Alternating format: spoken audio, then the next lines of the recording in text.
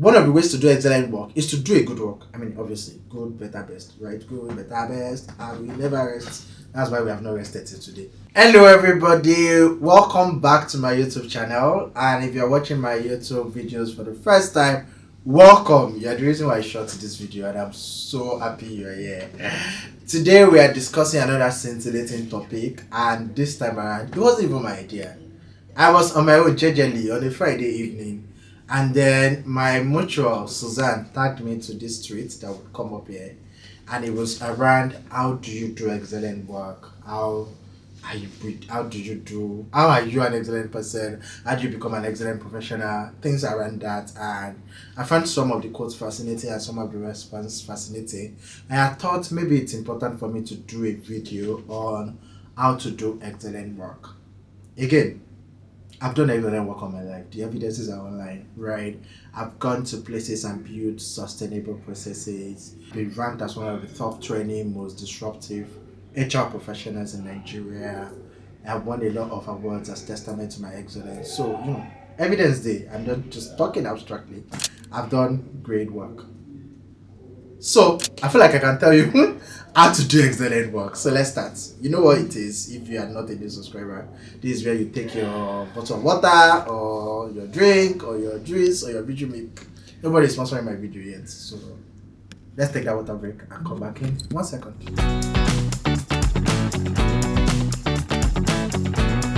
Okay, so how to do excellent work as an 9 to 5er, as a career professional, as a freelancer, whatever it is. Number 1. Own task end to end. I feel like at work, and I share this feedback with my direct report a lot, we see task as task. For instance, if you guys remember my video on when I was talking about how to be productive as a 9 to 5er, I was talking about how when you're writing your to-do list and you want to write a project, you should not just write a project, you should break it down into tasks, right? So picking up from that conversation, there's a way that we see things as tasks that we take off. I'm going to use tech because I'm in tech and I've been in tech in the last 5-6 years. For example, when I used to manage engineers, I still manage engineers, but I don't manage them directly. But there's a time when my job involved managing engineers, product managers, content writers. So we put our tasks on Trello or Asana or Jira. You will see that people are genuinely more concerned about taking off a task than about getting things done. I don't know how to explain it. I think that the first step of doing an excellent work is to own a task end to end. For example, I'm going to use, you guys already know that I like marketers. So you are working on an influencer campaign. Your task is to call, who's the real influencer right now? Lai Wasabi, right? So you put it on Asana, call Lai Wasabi. And so you call Lai Wasabi, he did not pick. Maybe you called his manager, he did not pick. But you've done the task. You've literally called. So you tick it off, right? That's not excellent work. What you've done is to just tick off a task. Excellent work is going extra mile to say, hey, I have reached out to Lai Wasabi. I've reached out to his manager. It's not available. Can I reach out to him online? Have you tweeted about it? Who in your circle knows his manager or knows someone that can help you to reach him? That is going extra mile. And I've used the most basic things to illustrate that. We can bring it back to designing a financial model or working on a program for an event or finishing a client's task or completing a design. Don't just tick off task, like own the task end to end. Let it look like if you don't get this thing done, your world will end. Literally, I wanted to say your work will end, but it's a lie. Just like your world will end if you do not get the task done, and just own task. Just a way that ownership brings out another version of you that you do not know exists when you're executing task. Yeah, so that's the first thing. Secondly, master details without losing the big picture. In my response to the tweet, I talked about how one of the ways to do excellent work is to do a good work. I mean, obviously, good, better, best, right? Good, better, best, and we never rest. That's why we have not rested till today. Anyway, back to the point. Do the good work. Everybody does good work. Then when you are done doing the good work, look at it and say, this work that is good, that they will tell me well done for, how can I make it excellent? And I use the most basic things again. For example, you're working on an Excel sheet, which I absolutely hate, by the way. Don't tell my employers. So you put a lot of data and a lot of rows and a lot of columns. But in that your Excel sheet with 50 rows and 20 columns, the most important columns are maybe 3 or 4. Can you put them in a different column? For example, maybe you are working on a salary structure. The most important part of that salary structure is the cost to company, CTC, and the net pay. Can you put the cost to company maybe in red because it's leaving the account of the company, and put net pay in green because it's going to people's accounts? Just using those, just putting colors in those two columns would send a different message to whoever is looking at the sheet.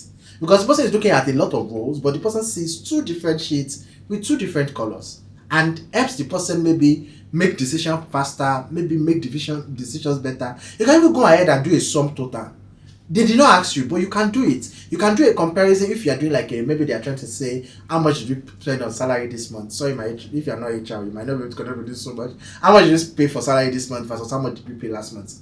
Yes, your manager did not ask you, but can you do a quick, comparison, sum of something, or minus something, or compare A52 to B52? Yes, they did not ask you, but that's literally, that extra mile is doing excellent work. Guess what?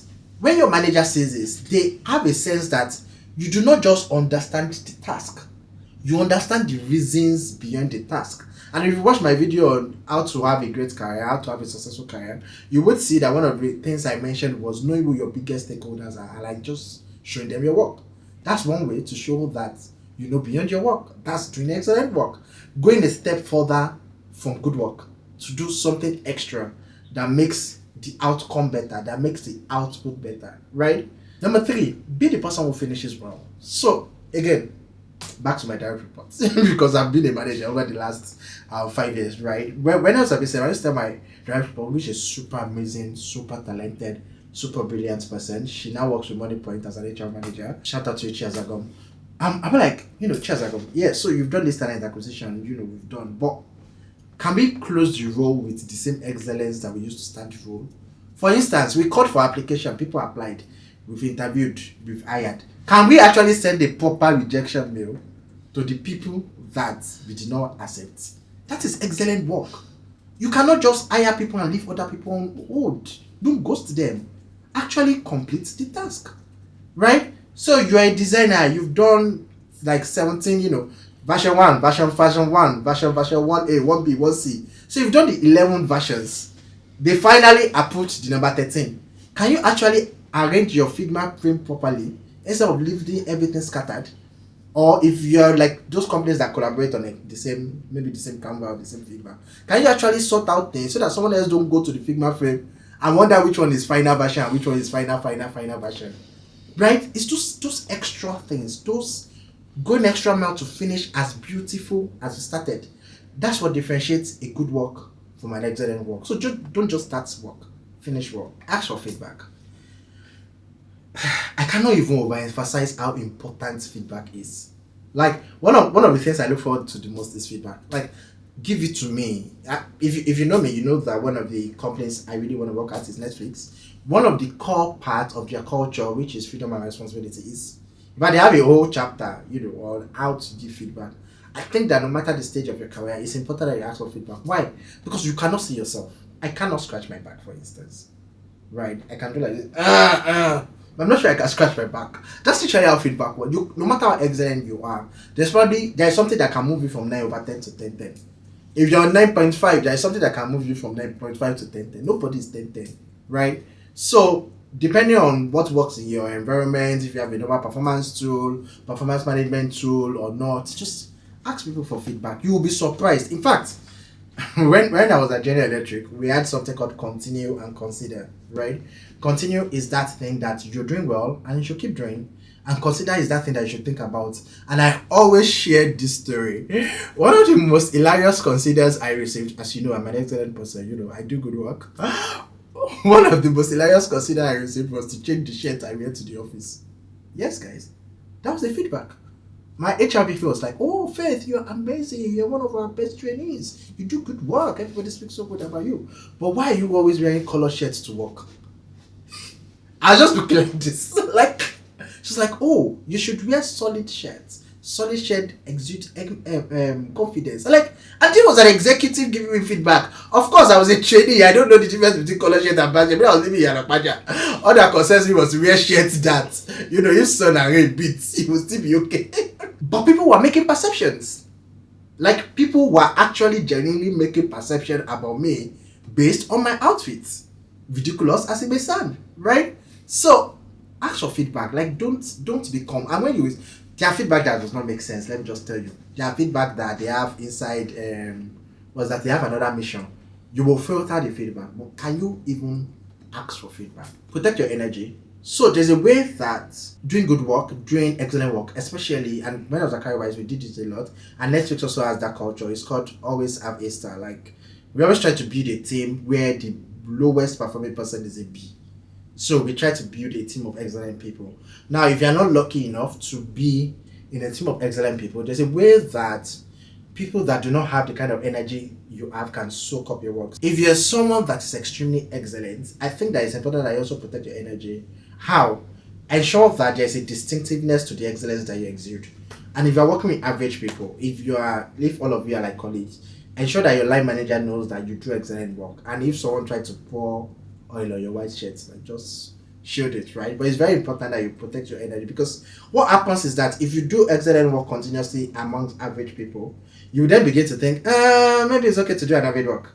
You really do not want to be that person, or just change where you work, or change your team, or leave the company. The last part, which is very important, continuously improve yourself. Like I said, I feel like an average person can do good work, right? What happens to me, for instance, I remember I told my direct report this, and they were very reactive. I'm like, oh guys, I'm not saying you did bad work. I'm just saying, what can we do better? For instance, every time we finish an onboarding at work, like, we just onboarded new talent. So we are done with onboarding. Everywhere I go, I design an excellent onboarding experience. You can ask anybody where I've worked. Carry Wise, Big Kappa Media, AfriChange. I always design an excellent onboarding experience, because I think that onboarding is one of the most crucial elements of a talent coming on board. But do you know that every time I finish an onboarding, I ask for feedback. I literally say, thank you very much, you've had a great time. Of course, they had a great time. But I ask them, what can we do better? Because I want the next onboarding to, like, be better than the previous one. Sometimes I go online. How is Pista doing their onboarding? How is Piggyverse doing their onboarding? How is Netflix? How is Google? How is Amazon? How is Oracle? Like, I'm continuously improving my expertise in different HR niches, right? So, build up your skills. If you're an accountant, how can you do your financial models better? How can you use Excel better? How can you use PowerPoint better? You're a consultant. How can you design better decks? How can you reduce the fonts on your deck and show a lot of statistics so that people are more convinced? Continue developing your skills. Like, there is so much to learn, especially in the world of AI. Oh my god, there is a lot. I feel like if you just spend 1 hour chatting with ChatGPT every day about your career will be significantly better, right? But don't forget where you started from. Number one, own task. Like, don't treat your day-to-day activity as tasks. Treat them like an end-to-end project where if it does not succeed, you failed, literally, right? Then ask for feedback, do great work, think of a good work. When you've done that good work, think, how can I make it better? Always ask for feedback, do excellent work. And as I said from the beginning, when you do good work, I know when you do excellent work. Always try to go that extra mile, right? Because again, in the end, these are things that will add up to your career capital. Okay, if you worked with me to this part, I hope that you picked one or two things. Doing excellent work is hard, but it's possible. And doing excellent work is going to distinguish you amongst your colleagues, amongst your peers. So watch this video once or twice more if you have to. If you're a team lead, you can actually share this with your team so that they would know what it looks like to do excellent work. And if you've done amazing excellent work in your career so far, I want to learn from you. So please leave a comment in the comment section. Let me know what doing an excellent work looks like for you. Till the next video where I'll be sharing a tip, or where I'll be with a guest, hopefully. I remain your friend, your career guide, career advisor, HR, Emmanuel Faith. See you.